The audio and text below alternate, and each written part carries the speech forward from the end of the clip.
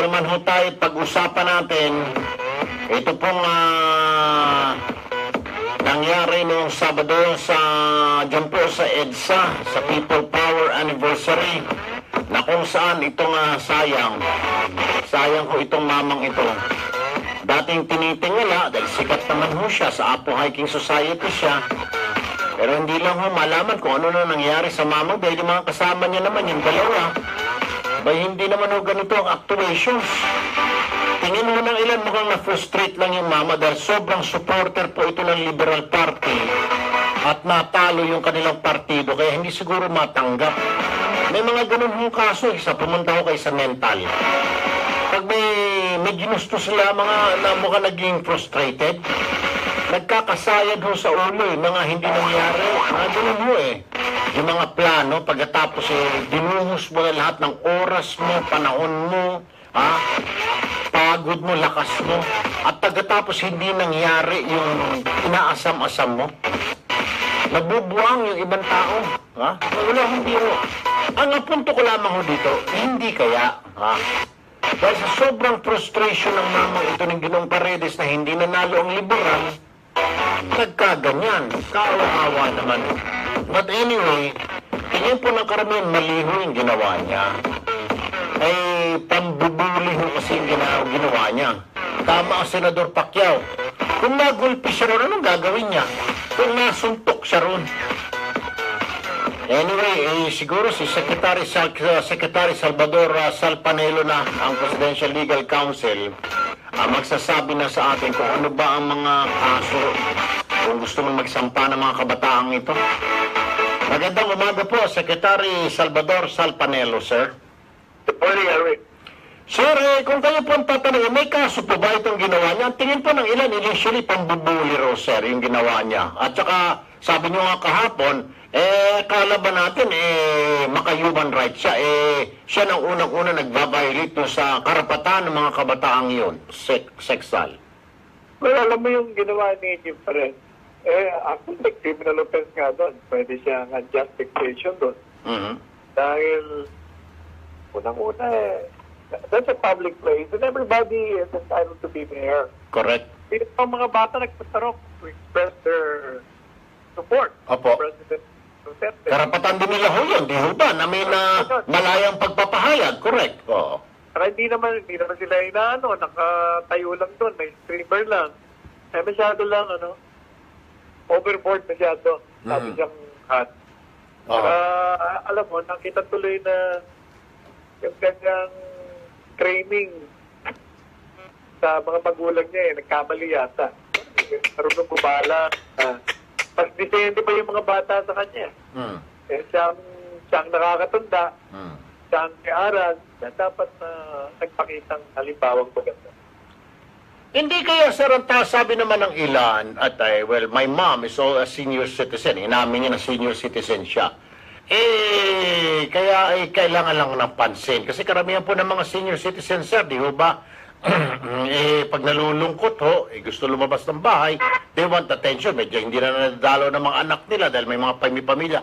Could it be dahil kailangan niya ng attention, Attorney Secretary Salpanelo? Don't you think so? No naman. Siguro talagang he was carried by his own emotions. Ang problema kasi sa ating mga Pilipino, masyado tayong emotional. We cannot think rationally. Pag meron tayong advocacy na isang bagay, kailangan gagamitin mo rin yung ulo mo, hindi yung puro puso. Kaya tayo hindi nagkakaintindihan ng Pilipino. We always use our heart, kahit na mali na, sige, basta lang paglaban yung nating paniniwala kahit mali. Dapat rational tayo palagi. Okay. May iba tayo, Secretary Panelo. Yung mga senador nag-react doon sa biro ni Justice Secretary Aguirre na sinusunod natin, sumigaw yung mga tao. Hindi raw dapat gawing biro yun at saka nakakatakot tayo. Anong basa niyo rito, sir? Kailangan ba matakot itong mga mambabatas na ito? Hindi naman. Actually, it's a political rally. So, alam mo naman pag political rally, nandiyan yung mga kantsawa, nandiyan yung nagbibiro lang yun. Kalokohan lang actually, kalokohan lang yung Secretary Aguirre. Wala yun. So, at ang ibig talaga siguro sabihin doon, dahil pinatutupad niya ang batas, sino ang gusto nilang i-prosecute na susunod? Oo. Dahil nag-prosecute lang naman siya. Oo, tama, Base tama. sa ebidensya. Alright. At sinastify naman yung kanyang pag-file ng kaso dahil nag-issue nga ng warrant of arrest yung hukuman. So hindi ibig sabihin hindi niya. There was no political persecution. It's not politically motivated. Alright. So itong huli na lamang, I know na hindi niyo po kaso ito, pero I will just ask for legal opinion. Si Secretary De Lima po at saka yung mga lawyers niya went directly to the Supreme Court para ika nga may grave abuse daw po ang korte, ang Muntinlupa RTC for issuing a warrant on her case when in fact meron pa silang motion, Secretary Sal. Is this correct? I mean, ano ang basa niyo rito? Tama po ba? Hindi po sila tama to. Kasi yung motion to quash can be heard even after the issuance of the warrant of arrest. Ordinaryo yun na dapat nga immediately after meron ng warrant of arrest. It took 3 days. But that motion to quash can still be heard. Yung motion to quash was based on lack of jurisdiction. Even assuming na walang jurisdiction, that can be refiled. Pero paliti sila dun sa jurisdiction kasi the law is very clear. Republic Act 9165 says the lahat ng drug-related case should be filed in the RTC. May circular ng Supreme Court, ganun din ang sinasabi. Moreover, when she was Secretary of Justice, she filed the case against President Arroyo sa RTC. Ito naman, alam niya yung batas doon. Nakalimutan niya ang batas. Kaya pagdating sa Korte Suprema, sabihin sa kanya Korte Suprema, ba't ka nag-file nun? Mali ka pala. Ngayon, dito ka sa amin. Saka isa pa, you know, the Supreme Court issued a temporary restraining order. Hindi niya sinunod yun. Tapos pupunta siya ngayon sa Korte Suprema. Kung sabihin sa kanya, ba't ka nagpupunta sa amin? Hindi mo naman kami sinusunod. Kami nag-isunod PRO. So, ibig sabihin sir, parang bumalik lang sa kanya yung ginawa niya noon kay Gloria Arroyo. That's why sabi ko nga, karma yun. It's a karmic debt that she has to pay. Nako. Anyway, Secretary Salvador Salpanelo, Presidential Legal Counsel. Sir, maraming salamat pong muli. Magandang umaga, mabuhay po kayo. Thank you, Larry. Thank you po. Tama talaga. Karma. Hindi talaga natutulog ang Diyos. Ay, yung mga sinasabi, mga supporters po ni GMA. Yung ginawa niya, wala rin pong proseso eh. Sabihin na natin, mali yung ginawa ni GMA. Alright, sabihin natin, ebidensya. Pero yung ginawa niya, binaypas niya lahat eh. At sinabi na nga ng Korte Suprema sa kanya, no, kung naalala po ninyo mga kapatid, no, kailangan mali ka, DOJ. No, hindi. Ay dahil bata siya ni Ngoy-Ngoy, yan ang nangyari ngayon. O di bumalik sa kanya yung pinaggagawa niya. O di karma. Karma ang tawag doon. Wala nang iba. Gawin mo sa iba para gawin sa'yo. Ay, yung ginawa niya kay GMA, di ba pinakulong niya? May mga, may mga si GMA. May mga, anong tawag dito, may mga motion pa. Sabihin natin, mali talaga yung mali, may ginawa talagang masama. Pero kung proseso lang rin nasusundin. O itong ginawa, pero itong ginawa nila Aguirre, sa proseso naman, isang pa sila ng kaso. Pero yung sinasabi ni De Lima na, hindi, meron pa kami motion to quash, motion daw para ibasura. Ang sinasabi naman, tama naman ito, abogado ito si Salpanelo. Didinggin niya, pero dapat nakakulong ka dahil may warrant Siyempre, unahin mo na yung warrant. Hindi yung kung ano-anong mga kabulastugan dyan. Hindi yung mga anong kaek-ekan dyan. Okay, balikan natin kung si Jim Paredes. Sa susunod, Mr. Paredes, kung gusto mo magpapansin, ganito ang gawin mo, makinig ka ha. Inisan mo yung tuturi, alisin mo yung tuturi sa tenga mo. Kunin mo yung gitara mo.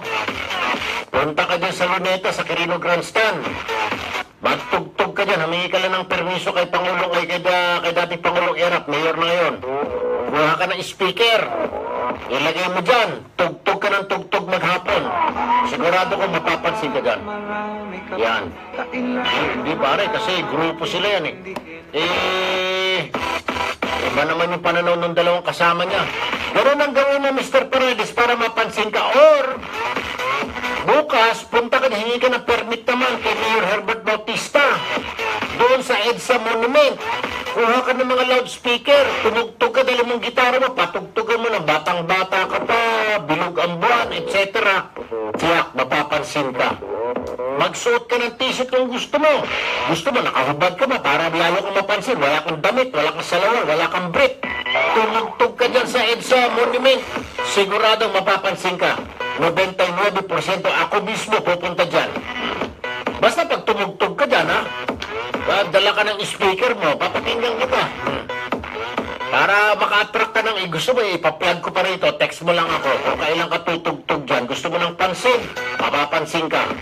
Sasabihin ko, meron pong solo concert si Jim Paredes sa EDSA People Power Monument sa ganitong araw. Wala pong bayad, libre. Sabihin mo lang, pagbibigyan ka na, ipa-plug pa kita rito na libre. Promise. Kasi ako ba? Tutulungan kita kung gusto mo sumikat. Papasikatin kita. Sobra-sobra. Hindi yung mang-aalipusta ka ng mga bata. Ako na may nag-aalala lang dahil may magulang ako na matanda. Okay? Ayoko na masaktan ka. Sa susunod na gagawin, baka masaksak ka o masuntok ka, tama si Senator Pacquiao. Mas maganda, punta ka dala niya sa People Power Monument ngayon, dala ka ng speaker mo, dala mo electric guitar, tugtog ka ng tugtog dyan, ipa-plug ko dito sa radyo ko, sabihin ko may concert si Jim Paredes. No problem.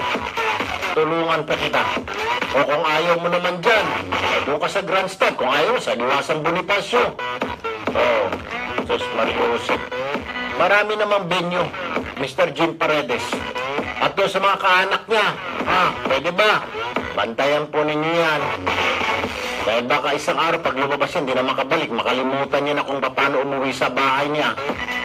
Bantayan niyo lang pakilang, misis, mga anak, mga apo. Kung ayaw magpapigil, talian ninyo sa kama, usasan ninyo, o ikulong niyo sa kwarto. Hayaan niyo mag-iiyak siya. Sa paliwanag niyo lang sa kanya, Lolo Jim o Tatay Jim, para sa kabutihan mo itong ginagawa namin. Baka masaktan ka o masagasaan ka dyan, mabundol ka o nakalimutan mo na umuwi. Masakit dito pa, baka masaksak ka sa ginagawa mo. Ikulong nyo na lang sa kwarto yan at pagsabihan ninyo, sabihin ninyo pa, no, wag na ho, tama na ho. Or para kung gusto talaga magsalita na magsalita, di kayo mga kaanak, dadbag, kapitbahay, dali nyo, magsalita siya doon sa inyo. Ganun na lang ho, para hindi masaktan yung mama, kawawa naman. Kahit pa paano naman niya, tinitingala na once upon a time man po, tinitingala ng mga kabataan, yung mga tugtugin niya. Medyo naligaw lang po na landas. Siguro out of frustration na natalo po ang liberal, hindi niya matanggap. Kaya ganun.